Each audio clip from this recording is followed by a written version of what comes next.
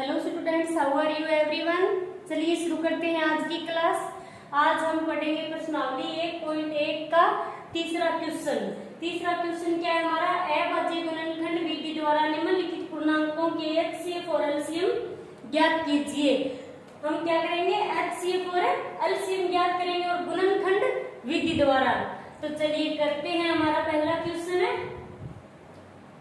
पहला क्वेश्चन क्या है, 12, 15 और 21। हम करेंगे सबसे पहले 12, 15 और 21 के अभाज्य गुणनखंड। 12, 15 और 21 के अभाज्य गुणनखंड। अभाज्य गुणनखंड आप जानते होंगे अच्छे से। 2 6 12, 2 3 6, 3 1 3। 12 के अभाज्य गुणनखंड, 15 के अभाज्य गुणनखंड। 15 में सबसे पहले किसका भाग जाएगा, 3 का। 3 5 15, 5 1 5।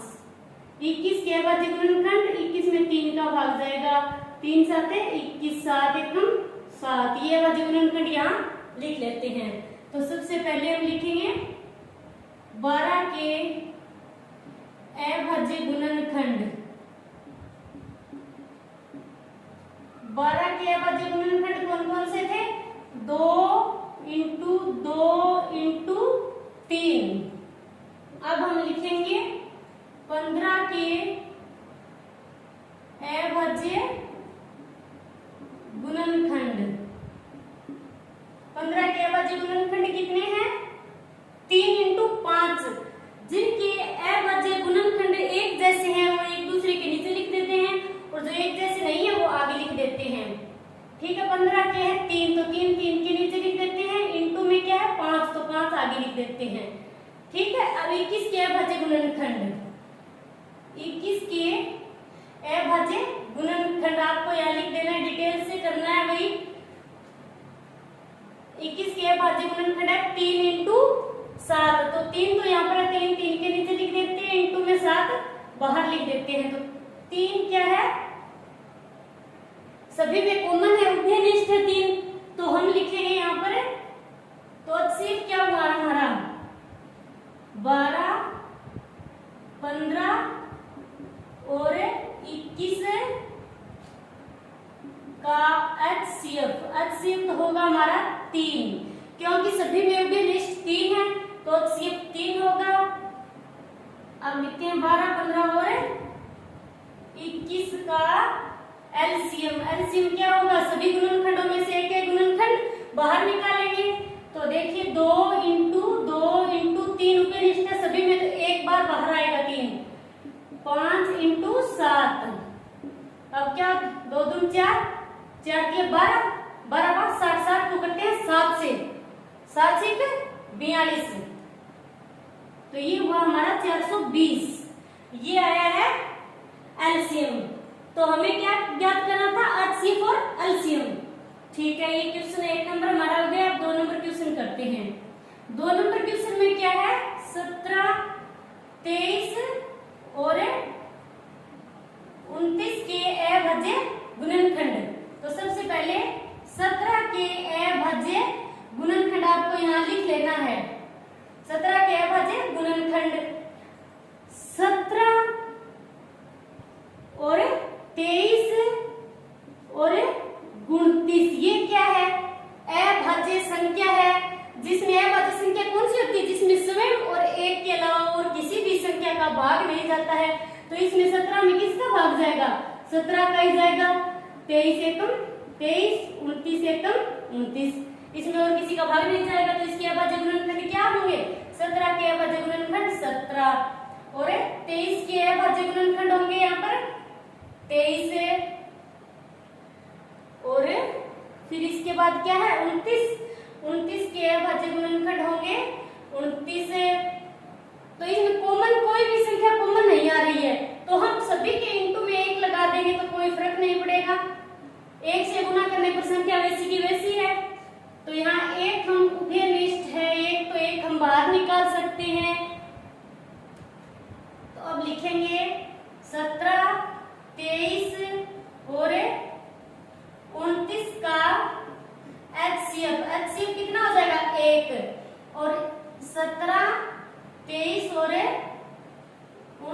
का एलसीएम, एलसीएम कितना होगा 17 इंटू 23 इंटू 29, 17 इंटू 23 इंटू 29, तो इनको हम गुना कर लेते हैं।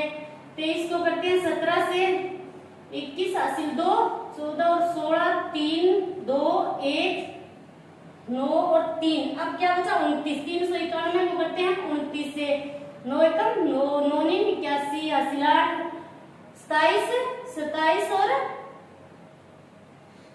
35 इंटू 2 को करेंगे 2 एकम 2 9, इसलिए 3 6 और 1 7, 2 3 13 और 8, ये हुआ हमारा 11,339, 11,339, ये हुआ है एलसीएम। हमारे 2 क्वेश्चन है कंप्लीट हुए। हमारा तीसरा क्वेश्चन क्या है, तीसरा क्वेश्चन है 8 9 और 25 के अभाज्य गुणनखंड। चलिए तो अब हम करते हैं क्वेश्चन नंबर 3। तीसरा क्वेश्चन है हमारा 8 9 और 25, तो हम करेंगे सबसे पहले 8 के अभाज्य गुणनखंड, और फिर करेंगे 9 के अभाज्य गुणनखंड, और फिर करेंगे हम 25 के अभाज्य गुणनखंड। आप यहाँ डिटेल से लिख लेना। चलिए तो करते हैं 8 9 और 25 के अभाज्य गुणनखंड। 8 में 2 का भाग जाएगा, 2 चौके 8, 2 दूनी 4, 2 एकम 2, इसमें जाएगा 3 का, 3 तिया 9, 3 एकम 3, इसमें जाएगा 5 का, 5 25, 5 एकम 5, ये हुए हमारे अभाज्य गुणनखंड। तो लिख देते हैं आप क्या अभाज्य गुणनखंड कितने थे 2 इंटू 2 इंटू 2। इसके बाद है 9 के अभाज्य गुणनखंड 3 इंटू 3। इसके बाद 5 के 5 इंटू 5।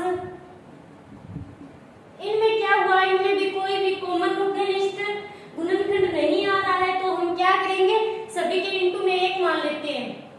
ओके, 1 इंटू 1 इंटू 1 और 1 क्या हो जाएगा हमारा उभयनिष्ठ हो जाएगा। तो HCF क्या होगा हमारा 1 होगा। चलिए लिखिए तो 12 15 और 21 का HCF बराबर होगा 1, और 12 15 और 21 का एलसीएम बराबर कितना होगा, सभी गुणनखंडों में से एक गुणनखंड बाहर आएगा। 2 into 2 into 2 into 3 into 3 into 5 into 5, इन सभी को गुणा कर देते हैं। 2 दूनी 4, 4 दूनी 8, 8 तिया 24 और 5 25, 25 तिया 75, इन सभी को गुणा कर देते हैं। 4 5 20 28 और ये हुआ 10 की बिंदी हासिल 1। ये हुआ हमारा एलसीएम। एलसीएम बराबर क्या आएगा 1800। ओके, हमारा तीसरा क्वेश्चन कंप्लीट है। अब हम करते हैं क्वेश्चन नंबर 4। क्वेश्चन नंबर 4 में क्या है, हमें HCF दिया गया है, पहली संख्या दी गई है, दूसरी संख्या दी गई है, और हमें एलसीएम ज्ञात करना है। तो देखिए सबसे पहले हम लिखते हैं जो दिया है, दिया है हमें क्या दिया गया है HCF दिया गया है हमें 9, पहली संख्या दी गई है 306 और दूसरी संख्या दी गई है हमें 657। तो एक हमारा फॉर्मूला था, इनमें संबंध था HCF इंटू एलसीएम बराबर A into B। HCF into LCM बराबर A इंटू B। तो सूत्र में मान रखने पर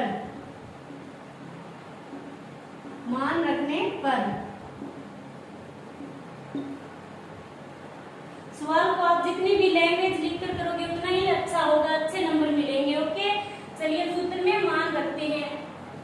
एलसीएम कितना है 9 इंटू एलसीएम हमें ज्ञात करना है बराबर पहली संख्या हमारी 306 और दूसरी संख्या हमारी 657।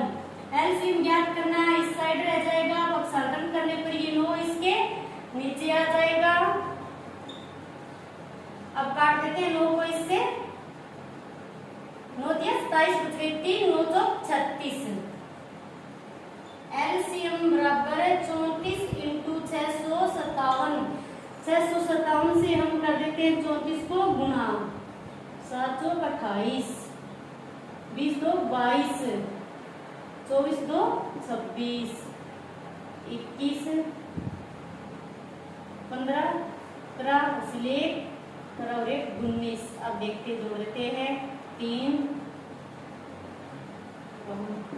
ये हुए हमारे 22,338। तो हमारा एलसीएम आ गया यहाँ पर 22,338। ये हुआ हमारा चौथा क्वेश्चन। अब हमारा क्वेश्चन नंबर 5, जांच कीजिए कि क्या किसी प्राकृत संख्या n के लिए संख्या 6 की घात n अंक 0 पर समाप्त हो सकती है। देखिए करते हैं तो हम 6 की घात n यहाँ पर क्या दी गई है, प्राकृत संख्या।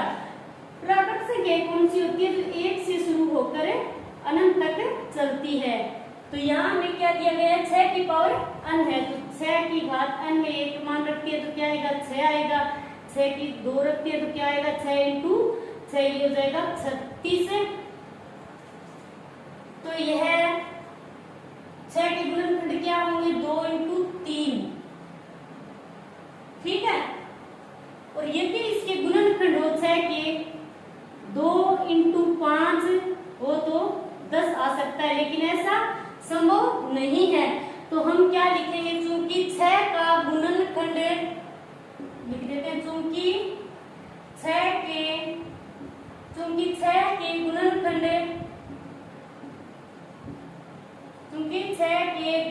करने पर यह 2 इंटू 5 का रूप नहीं लेते हैं,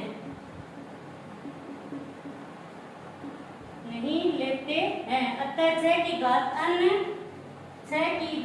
n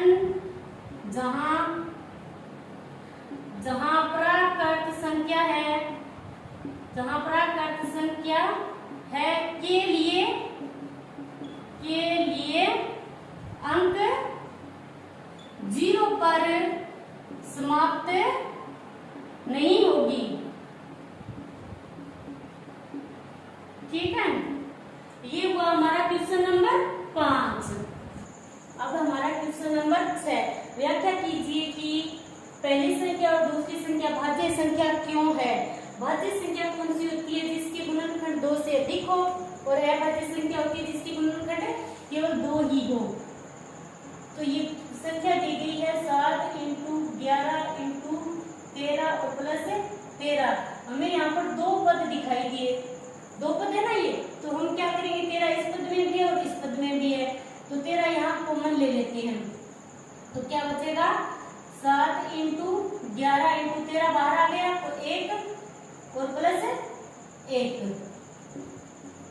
13 इंटू 7 इंटू 11 77 इंटू फिर क्या 1 से गुना करेंगे तो 77 ही रहेगा, और प्लस 1, 13 इंटू 78। तो अब क्या हो गया, अब हम थोड़ी सी लैंग्वेज लिख देते हैं। संख्या के 2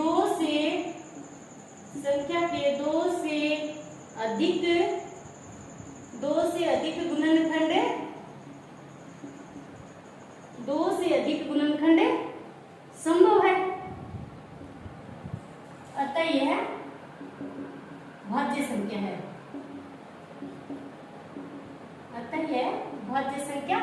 78 के गुणनखंड 2 से अधिक हो सकते हैं। तो अब दूसरी संख्या लेते हैं हम। दूसरी संख्या क्या दी गई है, 7 into 6 into 5 into 4 into 3 into 2 into 1 और प्लस 5। यहाँ भी इस संख्या में भी 2 पद दिए गए हैं, पहला पद ये है और प्लस फिर इस पद से जुड़ा हुआ है।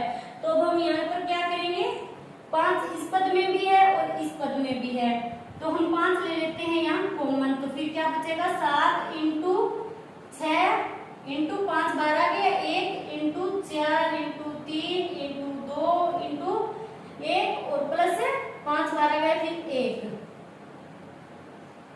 5 इंटू 7 42,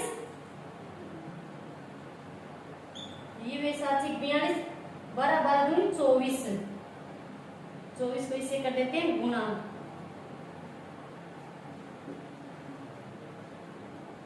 4 दूनी 8, 4 10 के हो गए 10, ये हो गए 1008, 1008 और प्लस में 1, तो ये हुए हमारे 5 इंटू 1009।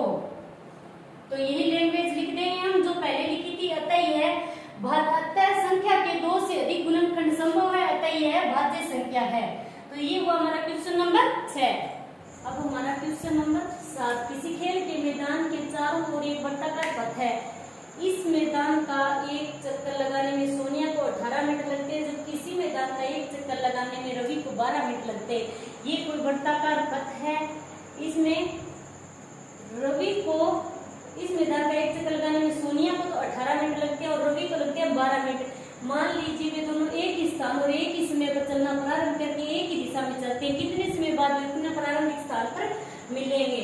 तो हम लिख लेते हैं सबसे पहले कि वर्ताकार मैदान पथ में एक चक्कर लगाने में सोनिया को लगा समय, सोनिया द्वारा एक चक्कर लगाने में, ये लिख लेना लेंगे जैसे से एक चक्कर लगाने में कितना समय लगता है सोनिया को 18 मिनट, जबकि रवि को एक चक्कर लगाने में कितना मिनट लगती है 12 मिनट।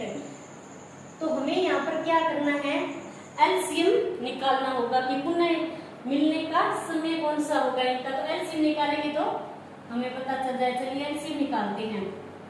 एलसीएम निकालेंगे तो हमें क्या करना होगा, पहले 18 और 12 के अभाज्य गुणनखंड करने होंगे।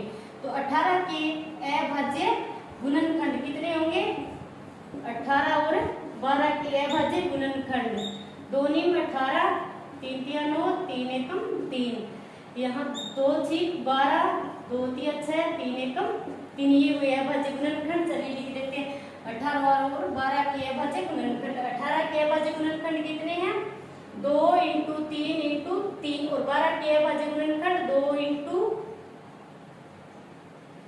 2 और × 3 यहाँ लिख देते हैं। और ये तो क्या है, कॉमन है। तो अब हम क्या करेंगे, एलसीएम निकालने के लिए सभी में से एक कॉमन में से तो एक ही बार आएगा, तो 2 × 3 × 3 × 2, तो क्या होगा 3 दूनी 6, 6 × 18, 18 दूनी 36 मिनट। अब हम क्या लिखे, ये हुआ आंसर हमारा। अब हम लैंग्वेज लिख देनी है थोड़ी कि सोनिया तथा रवि के द्वारा एक स्थान पर चलना प्रारंभ करके एक ही दिशा में चलते हैं, कितने समय बाद वे पुनः प्रारंभिक स्थान पर मिलेंगे, यानी 36 मिनट बाद वे पुनः प्रारंभिक स्थान पर मिलेंगे। आज के लिए इतना, थैंक्स।